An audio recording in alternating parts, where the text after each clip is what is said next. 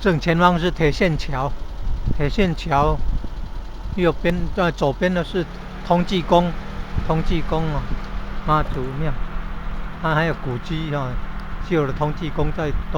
东边右边，那右边点是开山宫啊，铁线桥的开山宫。那这之间还有新玄武殿，新玄武殿哦。还有往正前方有看到红白相间的好高的柱子，那个是新营职场。再过来左边，再往那个新营孤尾的途中有那个许秀才、柯秀才。在北边有那个新德教养院，那个是五间厝旁边有那朝龙宫，然后往新营的省道大马路上有大丰宫，在北边有竹围子的竹安宫哦，再往北边有新营的太子宫。现在正前方那个庙是属于三官大帝庙。往左边你看，那个是中山高速公路，南北高速公路。中山高速公路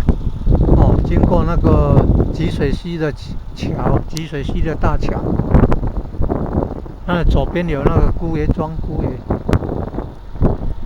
爷代天，姑爷的跟明朝郑成功，南明末年郑成功有赶走荷兰人。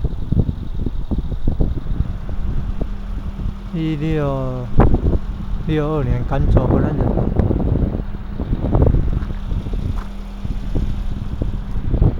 郑成功的妹妹嫁给杨瑞莲将军，所以那个村庄叫姑爷庄。旁边左边就是那个族谱，再往西就是大坡大东南天宫哦，有出行绕境活动。中华民国105年1月24号、25号3天的绕境活动。前2天遇到超级帝王级的寒流来侵袭台湾，哇，温度降到摄氏10度以下哦。第1天、第2天都有下雨的，第1天还中午的时候还有停雨，到下午几点？下午都还有停，还有放晴啊。第2天又风又雨以后又很冷。然后3天出行绕境有36位小朋友坐在蜈蚣阵上，哇，冒风冒寒冷呢。经过考验，第3天比较回暖了，没有下雨大概到下午6点多就入庙了，大丰南天宫，蜈蚣阵就进来了平安完成出行绕境的活动的使命。正前方中山高速公路、南北高速公路，经过那个村落叫地头港、浪潮港高速公路的西边呢有庙有龙济寺，然后再往西村庄早期就有的庙叫进天宫，再往那河床集水溪河床里面可以找到9天烽火宴、宋江馆、再往西到仔港、水甲仔港有慈德宫，再往西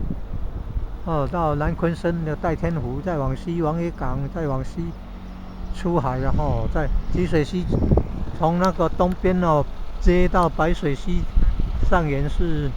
白河水库，然后水是从阿里山山脉来的。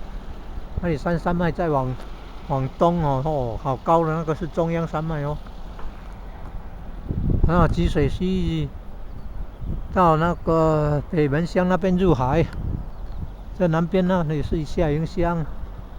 比较近的有中庄、中正16甲红毛厝宋江镇是花莲有化妆的宋江镇。再往左边有柳营，再往东要北上要到新营。